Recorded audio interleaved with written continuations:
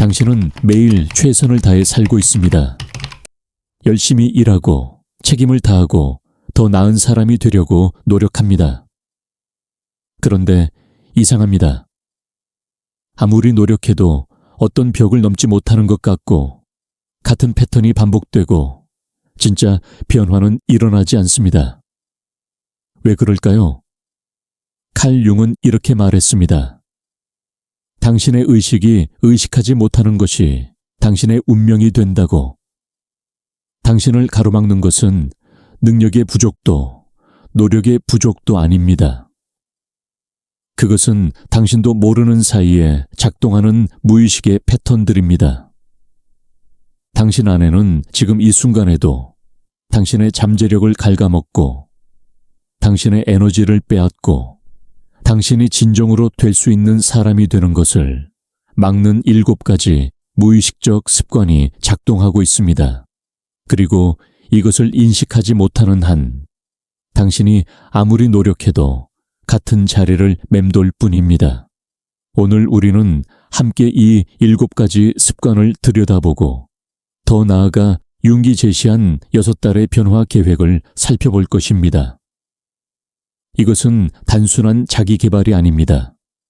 이것은 당신이라는 존재의 근본적인 재구성입니다. 당신이 진정으로 당신 자신이 되는 여정입니다.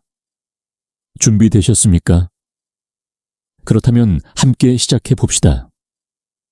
첫 번째 무의식적 습관은 타인의 기대를 자신의 욕망으로 착각하는 것입니다.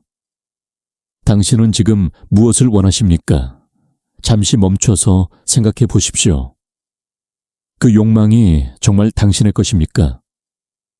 아니면 부모님이 원했던 것, 사회가 요구하는 것, 주변 사람들이 박수 쳐줄 만한 것입니까? 한국 사회에서 자란 우리는 어려서부터 개인의 욕망보다 집단의 기대를 우선시하도록 배웁니다.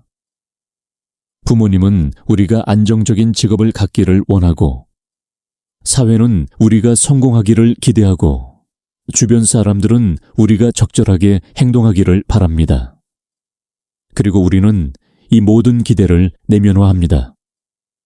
너무 깊이 내면화해서 그것이 타인의 목소리인지 나의 목소리인지 구분하지 못하게 됩니다. 융은 이것을 페르소나의 포로 상태라고 불렀습니다. 페르소나는 우리가 세상에 보여주는 가면입니다.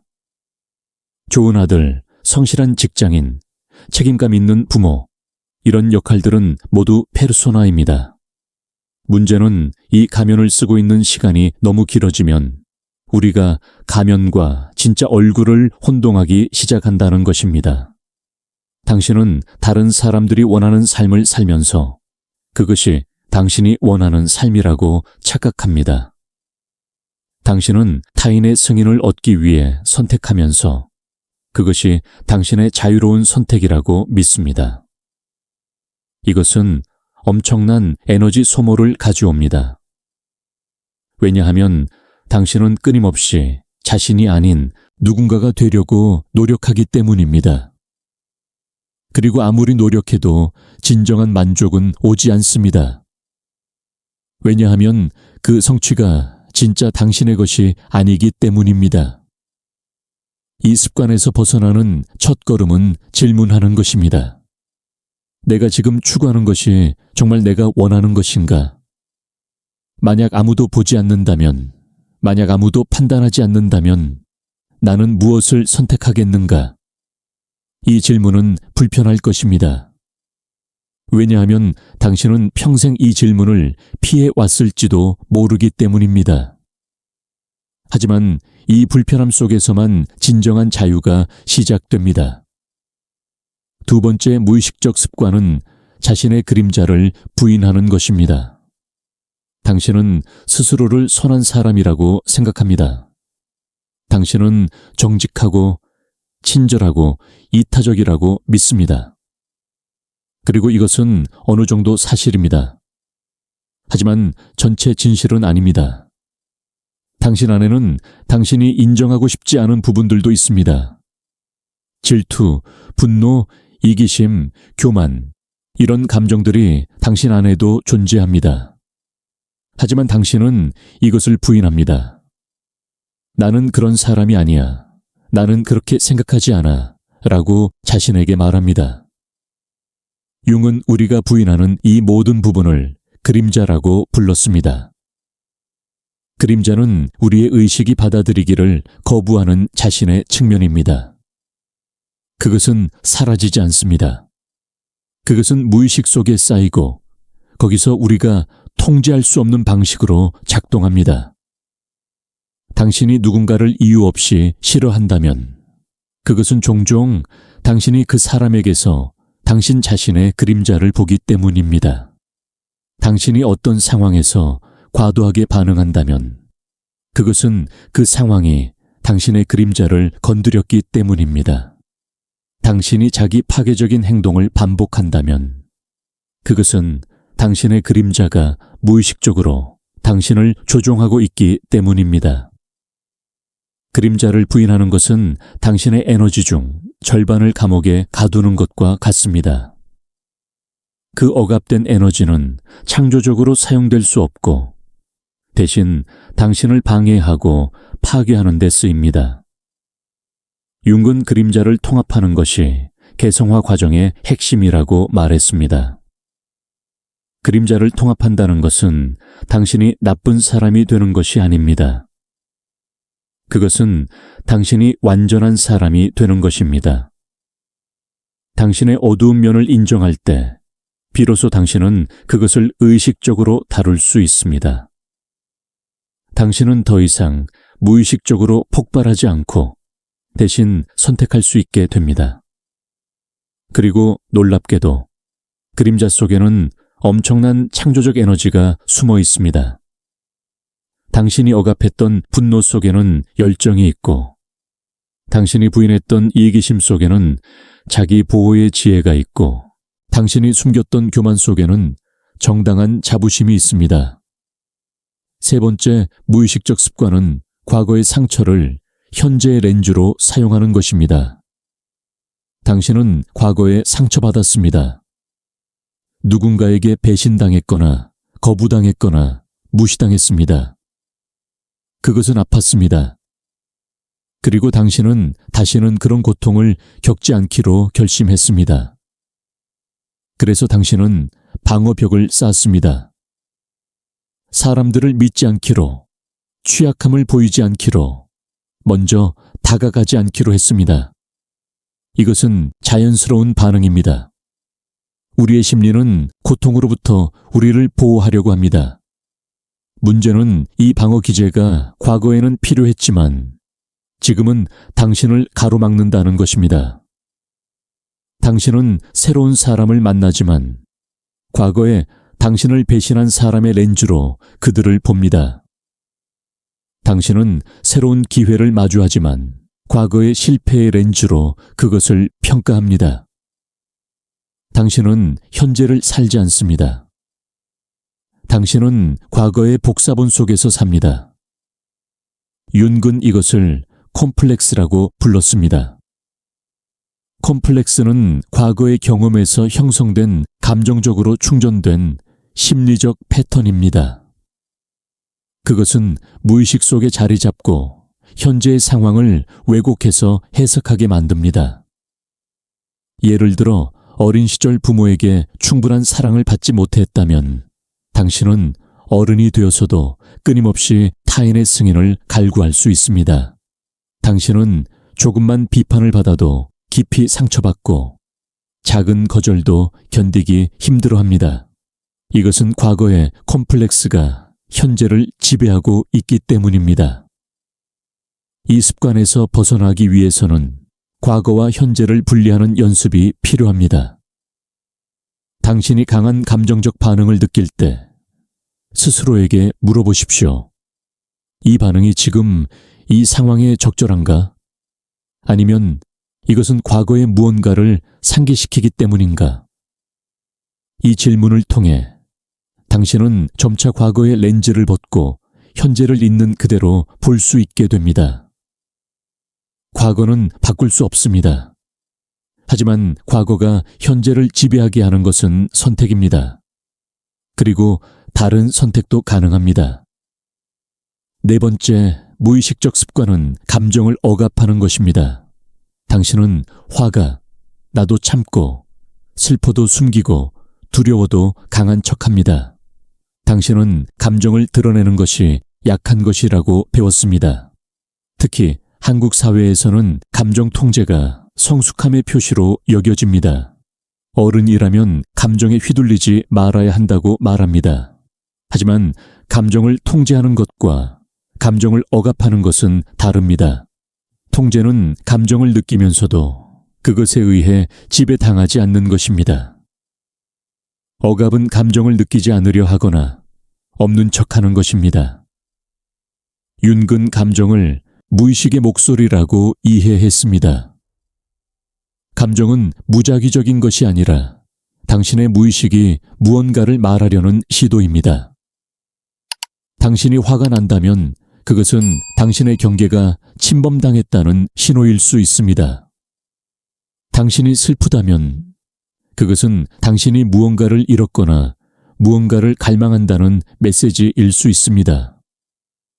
당신이 불안하다면 그것은 당신이 무언가를 회피하고 있다는 경고일 수 있습니다.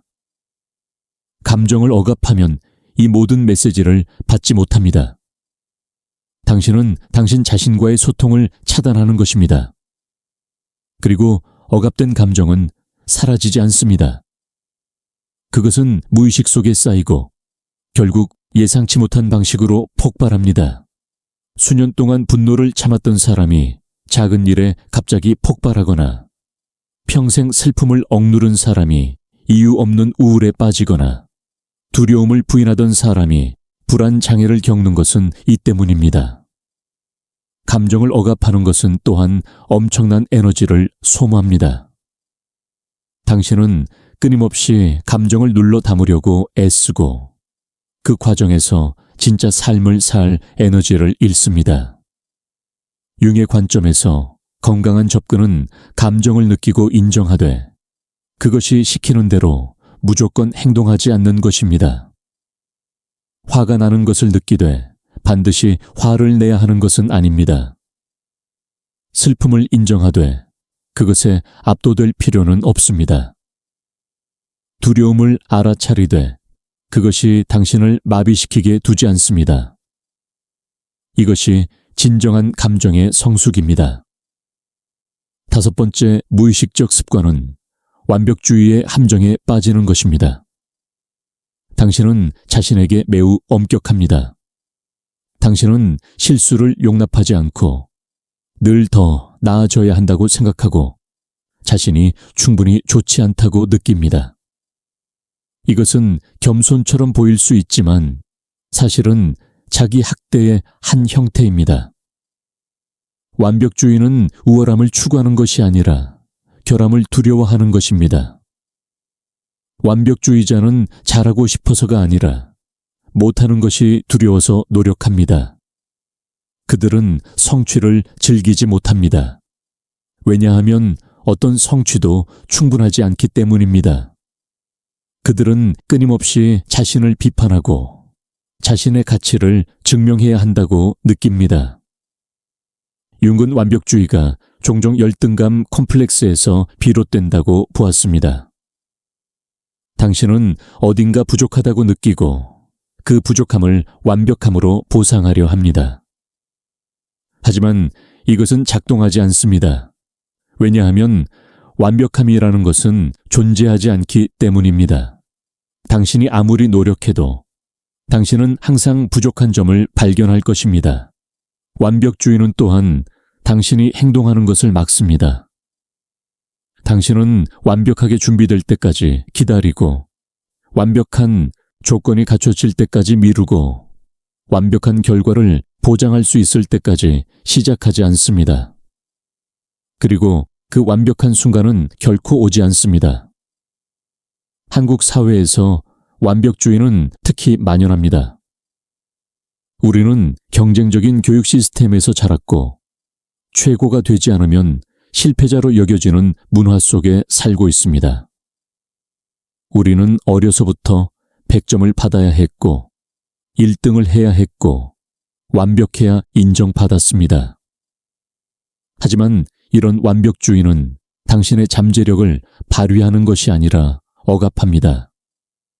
당신은 실패가 두려워서 도전하지 않고 비판이 두려워서 진정한 자신을 드러내지 않고 거부당할까 두려워서 진실한 관계를 맺지 못합니다.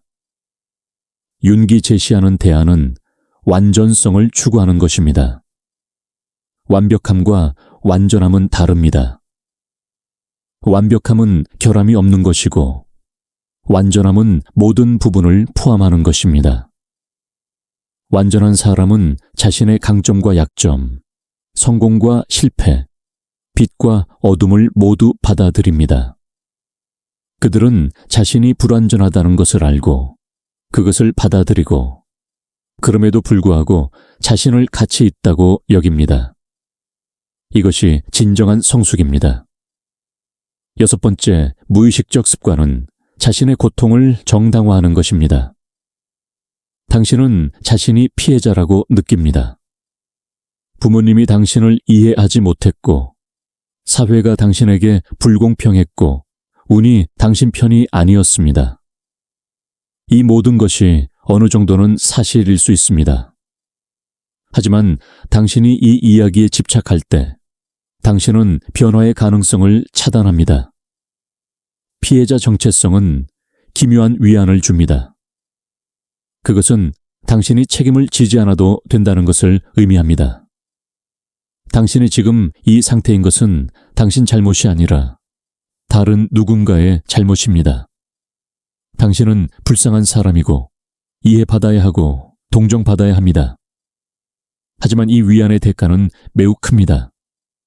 그 대가는 당신의 힘입니다. 당신이 피해자라면 당신은 무력합니다.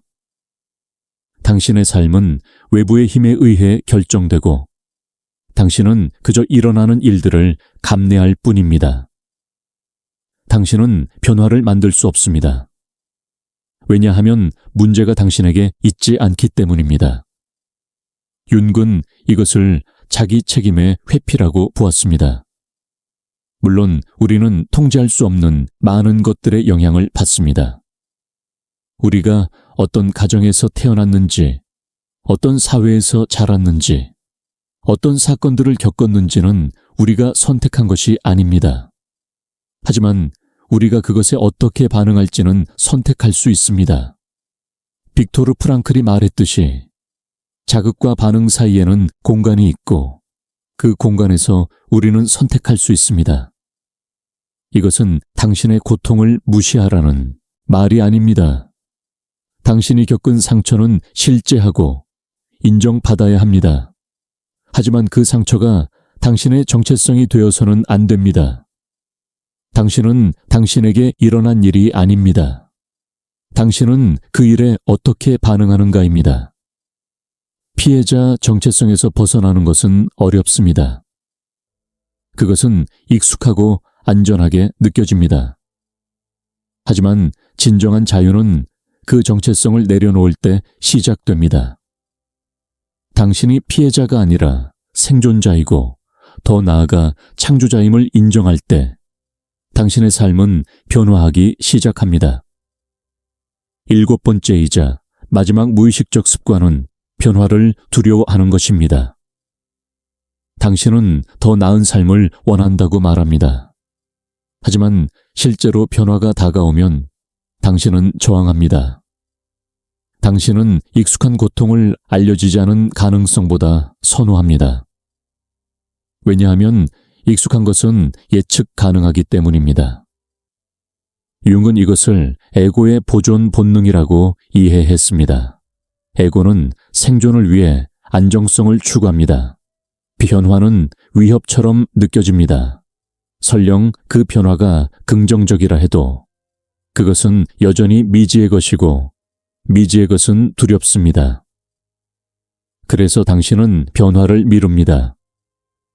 내일 시작할게, 다음 달에 할게, 조건이 더 좋아지면 할게. 이렇게 말하면서 계속 같은 자리에 머뭅니다. 당신은 불평하지만 바꾸지 않고 불만족하지만 움직이지 않습니다. 이것은 의식적인 선택이 아닙니다. 이것은 무의식적인 두려움입니다.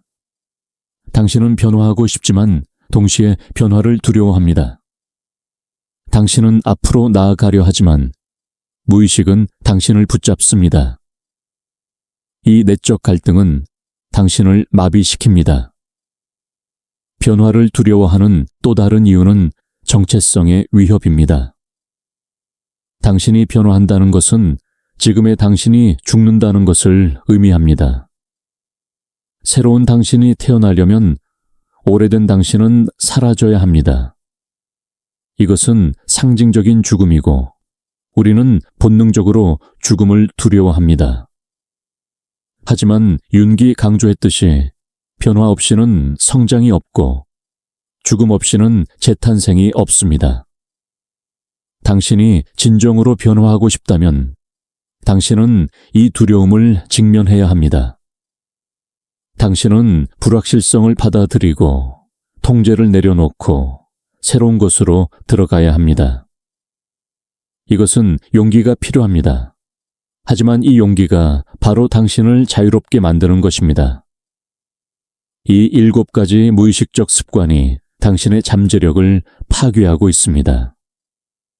타인의 기대를 자신의 욕망으로 착각하고 그림자를 부인하고 과거의 렌즈로 현재를 보고 감정을 억압하고 완벽주의에 빠지고 피해자 정체성을 유지하고 변화를 두려워하는 것. 이 모든 것이 당신도 모르는 사이에 작동하면서 당신이 진정으로 될 수 있는 사람이 되는 것을 막고 있습니다. 그렇다면 어떻게 해야 할까요? 칼 융은 우리에게 6달의 계획을 제시합니다.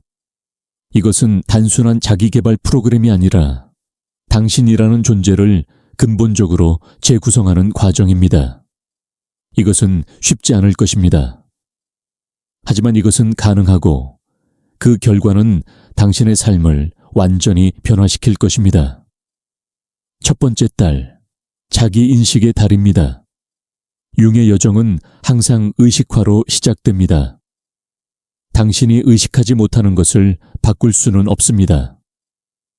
첫 달의 목표는 당신의 무의식적 패턴을 의식으로 끌어올리는 것입니다. 매일 저녁 하루를 되돌아보는 시간을 가지십시오. 윤근 이것을 능동적 상상이라고 불렀습니다. 오늘 당신은 어떤 상황에서 강한 감정을 느꼈습니까? 그 감정은 무엇에 대한 것이었습니까? 당신은 어떻게 반응했습니까? 그 반응은 의식적인 선택이었습니까? 아니면 자동적인 것이었습니까? 이 질문들을 일기에 적으십시오. 판단하지 말고 그저 관찰하십시오. 당신은 탐정이 되어 자신을 조사하는 것입니다. 패턴을 찾으십시오. 같은 상황이 반복됩니까? 같은 감정이 자주 나타납니까? 같은 사람 유형과 문제를 겪습니까? 이 패턴들이 당신의 무의식적 습관입니다. 또한 꿈의 주의를 기울이십시오. 아침에 일어나자마자 꿈을 기록하십시오. 꿈은 무의식이 당신에게 말을 거는 방식입니다. 처음에는 의미를 이해하지 못할 수 있습니다. 하지만 계속 기록하면 점차 당신의 무의식의 언어를 배우게 됩니다. 첫 달에 또 다른 중요한 실천은 고독입니다. 매일 최소한 30분, 완전히 혼자 있는 시간을 만드십시오. 스마트폰도 없이, 텔레비전도 없이, 어떤 산만함도 없이 그저 자신과 함께 있으십시오. 처음에는 매우 불편할 것입니다. 당신은 무언가를 하고 싶어지고 생각들이 소란스럽게 떠오를 것입니다. 하지만 이 불편함을 견디십시오. 고독 속에서 당신의 진정한 목소리가 들리기 시작합니다. 첫 달이 끝날 무렵 당신은 자신을 전보다 훨씬 더 잘 알게 될 것입니다. 당신은 당신의 무의식적 패턴을 인식하고 당신의 그림자의 존재를 알아차리고 당신의 진정한 욕망과 두려움을 이해하기 시작할 것입니다. 두 번째 달, 그림자 통합의 달입니다. 이제 당신은 당신의 그림자를 알아차렸습니다. 이 달의 목표는 그것을 통합하는 것입니다. 그림자를 통합한다는 것은 당신의 어두운 면을 받아들이고 그것을 의식적으로 다루는 법을 배우는 것입니다. 먼저 당신이 가장 싫어하는 자신의 특성 3가지를 적으십시오. 이것들이 당신의 주요 그림자입니다. 그리고 각각에 대해 물어보십시오. 이 특성이 나를 보호하려고 하는 것은 무엇인가? 예를 들어 당신이 자신의 이기심을 싫어한다면 그 이기심은 어쩌면 당신이 자신을 돌보는 방법일 수 있습니다. 당신이 자신의 분노를 부끄러워한다면 그 분노는 당신의 경계가 침범당했다는 신호일 수 있습니다. 그림자는 항상 부정적인 것만은 아닙니다. 그것은 종종 왜곡된 형태로 표현되는 정당한 욕구입니다. 다음으로 당신이 다른 사람들에게서 강하게 반응하는 특성을 적으십시오. 누군가가 당신을 특히 짜증나게 하거나 화나게 하거나 불편하게 만듭니까? 융에 따르면 이것은 종종 투사합니다. 당신은 당신 자신의 그림자를 다른 사람에게서 보고 있는 것입니다. 이것을 인정하는 것은 어렵습니다. 하지만 이것이 그림자 통합의 핵심입니다. 당신이 타인에게서 싫어하는 것이 사실은 당신 안에도 있다는 것을 받아들이는 것입니다. 그림자와 대화하십시오. 이상하게 들릴 수 있지만 매우 강력한 기법입니다. 의자에 앉아 당신의 그림자가 반대편 의자에 앉아 있다고 상상하십시오.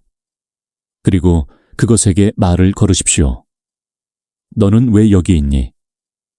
너는 내게 무엇을 말하고 싶니? 너는 무엇을 필요로 하니? 그리고 그림자의 입장에서 대답하십시오. 처음에는 인위적으로 느껴질 수 있지만 계속하면 놀라운 통찰이 나타납니다. 이 달의 또 다른 중요한 실천은 작은 통합 실험입니다. 당신이 억압해온 특성을 안전한 방식으로 조금씩 표현해 보십시오. 당신이 항상 착하고 순종적이었다면 작은 것에 대해 노라고 말해 보십시오. 당신이 항상 강한 척했다면 믿을 수 있는 사람에게 취약함을 보여보십시오. 당신이 항상 겸손했다면 당신의 성취를 인정하고 자랑스러워 하십시오. 이것은 당신의 페르소나를 벗어나 진정한 자기를 표현하는 연습입니다. 세 번째 달, 에고 해독의 달입니다. 에고는 나쁜 것이 아닙니다. 에고는 필요하고 중요합니다. 문제는 에고가 너무 비대해지고 경직되고 방어적이 될 때입니다. 이 달의 목표는 에고를 유연하고 건강하게 만드는 것입니다. 윤기 말한 가짜 자아, 즉 당신이 세상에 보여주기 위해 만든 페르소나에서 벗어나는 것입니다. 가장 먼저 할 일은 당신의 정체성을 검토하는 것입니다. 나는 누구인가? 이 질문에 답할 때 당신은 무엇이라고 말합니까? 나는 직장인이다. 나는 부모다. 나는 성공한 사람이다. 이런 식의 대답은 모두 역할입니다. 그것들은 당신의 일부이지만 당신의 전부가 아닙니다.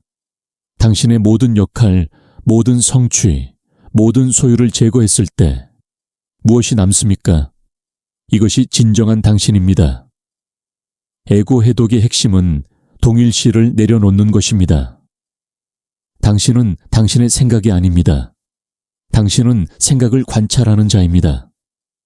당신은 당신의 감정이 아닙니다. 당신은 감정을 느끼는 자입니다.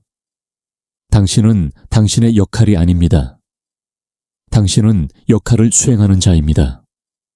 이 구분이 명확해질 때 당신은 자유로워집니다. 실용적인 연습으로 한 주에 하루를 정해 당신의 페르소나를 완전히 내려놓으십시오. 당신이 평소에 유지하는 이미지를 포기하고 그저 있는 그대로의 자신이 되십시오. 만약 당신이 항상 강하고 유능한 척 한다면 이날은 도움을 요청하십시오.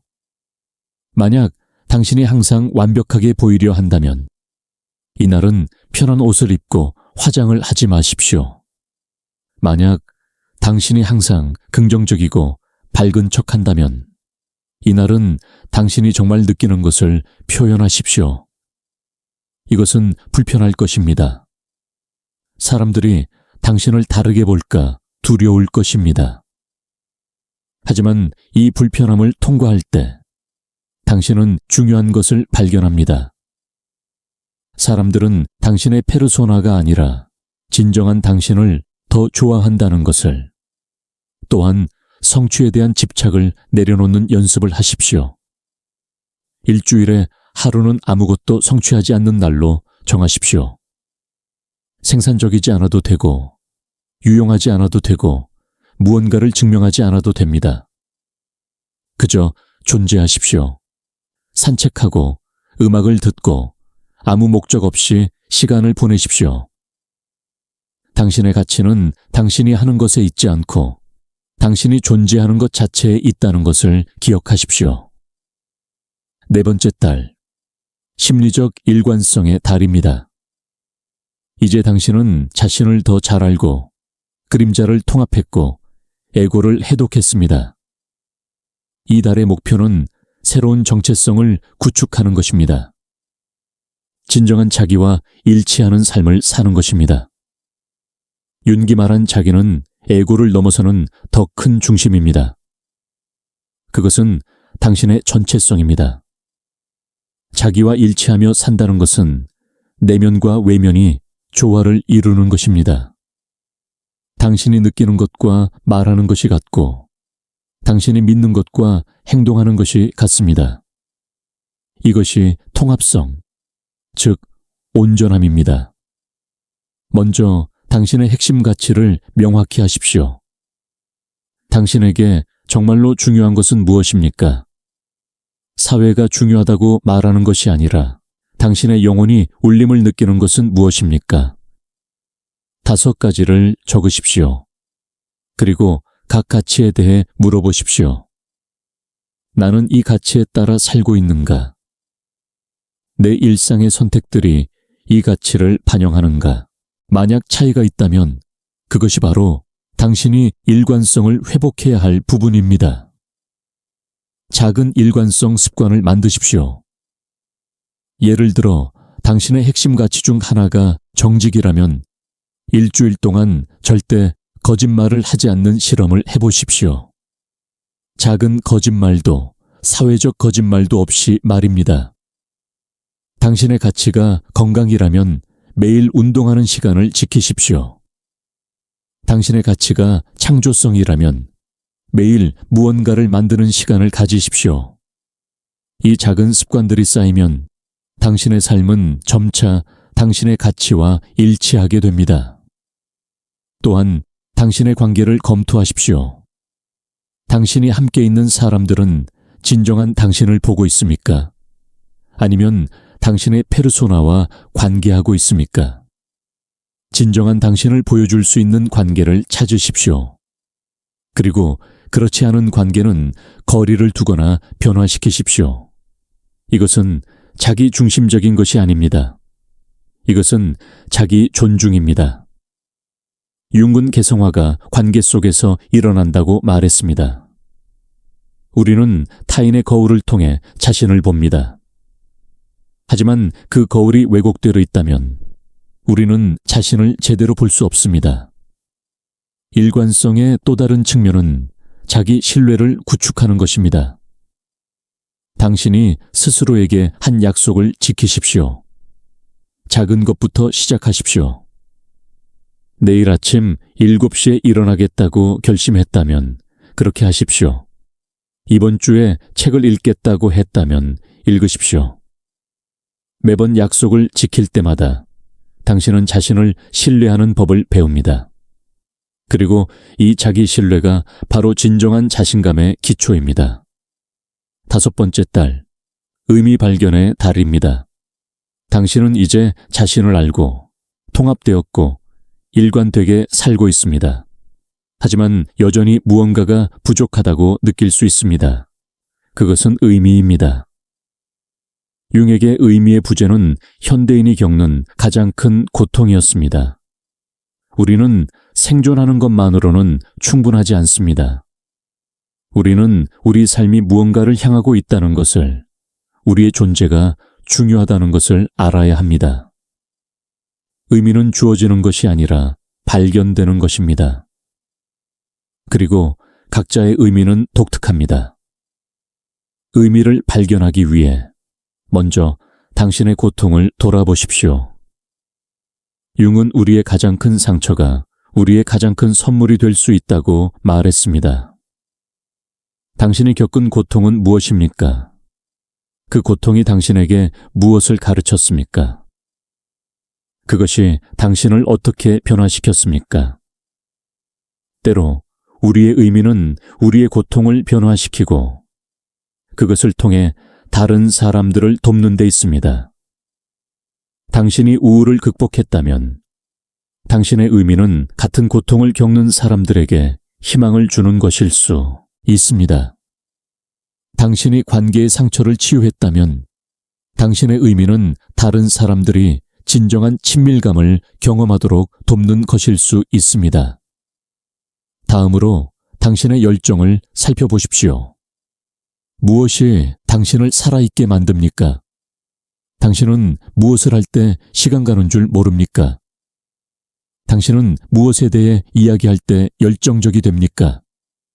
이것들이 당신의 의미를 가리키는 신호입니다. 의미는 거창할 필요가 없습니다. 세상을 구하는 것만이 의미 있는 것은 아닙니다. 한 사람의 삶을 변화시키는 것도 의미 있고, 아름다운 무언가를 창조하는 것도 의미 있고, 진실하게 사는 것 자체도 의미 있습니다. 융은 개인적 신화를 만들라고 했습니다. 당신의 삶을 하나의 이야기로 보십시오. 이 이야기의 주제는 무엇입니까? 당신은 어떤 여정을 걷고 있습니까? 당신의 역할은 무엇입니까? 이 이야기가 어디로 향하고 있습니까? 이 신화는 당신에게 방향을 제공하고 당신의 경험에 의미를 부여합니다. 실천으로 당신의 유산 편지를 쓰십시오. 당신이 이 세상을 떠날 때 사람들이 당신을 어떻게 기억하기를 원합니까? 당신은 무엇을 남기고 싶습니까? 이 질문에 답하면 당신의 의미가 명확해집니다. 그리고 그 의미에 따라 지금부터 살기 시작하십시오. 6번째 달, 재탄생과 통합의 달입니다.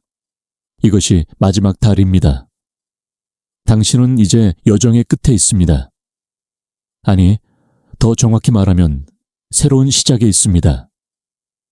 이 달의 목표는 당신이 지난 5달 동안 배우고 통합한 모든 것을 당신의 일상으로 가져오는 것입니다. 융의 개성화 과정은 선형적이지 않습니다. 그것은 나선형입니다. 당신은 같은 주제로 계속 돌아오지만 매번 더 깊은 이해와 함께 돌아옵니다. 6달은 끝이 아니라 시작입니다. 하지만 이 6달 동안 당신은 근본적으로 변화했습니다. 당신은 더 이상 6달 전의 당신이 아닙니다. 당신은 죽었고 재탄생했습니다. 이것을 축하하십시오. 의식을 만드십시오. 융은 의식의 중요성을 강조했습니다. 의식은 전환을 표시하고 의미를 부여하고 무의식에 메시지를 보냅니다. 당신만의 재탄생 의식을 만드십시오. 그것은 간단할 수 있습니다. 오래된 당신을 상징하는 무언가를 태우고 새로운 당신을 상징하는 무언가를 만들 수 있습니다. 혹은 자연 속에서 하루를 보내며 당신의 여정을 돌아보고 새로운 의도를 설정할 수 있습니다. 중요한 것은 이것이 의미 있는 전환점임을 인식하는 것입니다. 이제 당신의 새로운 삶을 디자인하십시오. 당신의 하루는 어떤 모습이어야 합니까? 당신의 관계는 어떠해야 합니까? 당신의 일은 어떠해야 합니까? 구체적으로 상상하고 계획하십시오. 그리고 작은 것부터 실행하기 시작하십시오. 통합은 또한 당신의 두 측면, 즉 빛과 어둠, 남성성과 여성성, 의식과 무의식을 조화시키는 것을 의미합니다. 융은 이것을 합일체라고 불렀습니다. 완전한 인간은 모순을 통합한 사람입니다. 그들은 강하면서도 부드럽고 합리적이면서도 직관적이고 독립적이면서도 연결되어 있습니다. 이런 통합은 평생의 과정이지만 6번째 달에 당신은 그 맛을 보기 시작합니다. 마지막으로 지속 가능한 시스템을 만드십시오. 변화는 열정으로 시작되지만 시스템으로 유지됩니다. 당신이 계속 성장하고 의식을 유지하고 자기와 연결되어 있도록 돕는 일상적 실천들을 확립하십시오. 매일 아침 명상, 주간 성찰 일기, 월간 검토, 이런 것들이 당신을 궤도에 유지시킵니다. 그리고 공동체를 찾으십시오. 개성화는 개인적 과정이지만 고립 속에서는 일어나지 않습니다. 당신의 여정을 이해하고 지지하는 사람들과 연결되십시오. 6달이 지났습니다. 당신은 이제 다른 사람입니다. 당신은 자신의 무의식적 습관을 의식했고, 그림자를 통합했고, 가짜 자아를 벗어났고, 일관성을 회복했고, 의미를 발견했고, 재탄생했습니다. 하지만 이것이 끝이 아닙니다. 융이 말했듯이 개성화는 목적지가 아니라 과정입니다. 당신은 평생 계속 성장하고 배우고 변화할 것입니다. 중요한 것은 이제 당신이 깨어 있다는 것입니다. 당신은 더 이상 무의식적으로 살지 않습니다. 당신은 선택할 수 있습니다. 당신은 자유롭습니다. 이 여정은 쉽지 않았을 것입니다. 때로는 고통스럽고 두렵고 외로웠을 것입니다. 하지만 당신은 해냈습니다. 그리고 그것은 당신의 용기를 증명합니다.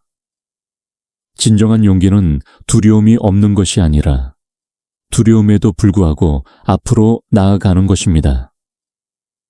당신은 용감했습니다. 이제 당신 앞에는 새로운 삶이 펼쳐져 있습니다. 더 진실하고 더 자유롭고 더 의미 있는 삶이 말입니다. 당신은 더 이상 타인의 기대에 따라 살지 않고 당신 자신의 진실에 따라 삽니다. 당신은 더 이상 과거의 상처에 갇혀 있지 않고 현재의 가능성 속에 삽니다. 당신은 더 이상 두려움에 의해 제한되지 않고 사랑에 의해 인도됩니다. 융은 말했습니다. 당신이 될 수 있는 가장 위대한 것은 당신 자신이 되는 것이라고. 당신은 이제 당신 자신이 되는 길을 걷고 있습니다. 이것이 가장 위대한 성취입니다. 세상의 기준으로 보면 성공이 아닐 수 있습니다. 하지만 영혼의 기준으로 보면 이것이 유일한 진정한 성공입니다. 당신의 여정은 당신만의 것이지만 당신은 혼자가 아닙니다. 수많은 사람들이 같은 길을 걷고 있고 걸어왔습니다. 융 자신도 이 길을 걸었고 그의 가르침은 그 여정의 결과입니다. 그는 자신의 무의식과 씨름했고 자신의 그림자와 대면했고 자신의 의미를 발견했습니다. 그리고 그는 우리에게 그 지도를 남겨주었습니다. 이 지도는 완벽하지 않습니다. 각자의 여정은 독특하고 각자의 길은 다릅니다. 하지만 이 지도는 방향을 제시합니다. 그것은 우리가 길을 잃을 때 참고할 수 있는 나침반입니다. 한국 문화에는 깊은 지혜가 있습니다. 자기 수양의 전통, 내면을 들여다보는 명상의 전통, 조화와 균형을 추구하는 전통이 말입니다. 이런 전통들은 융의 가르침과 많은 부분에서 공명합니다. 우리는 서양의 심리학과 동양의 지혜를 통합할 수 있습니다. 그리고 그 통합 속에서 더 깊은 이해에 도달할 수 있습니다. 당신이 이 6달의 여정을 시작하기로 결심했다면 당신은 용기 있는 선택을 한 것입니다. 이 길은 쉽지 않을 것입니다.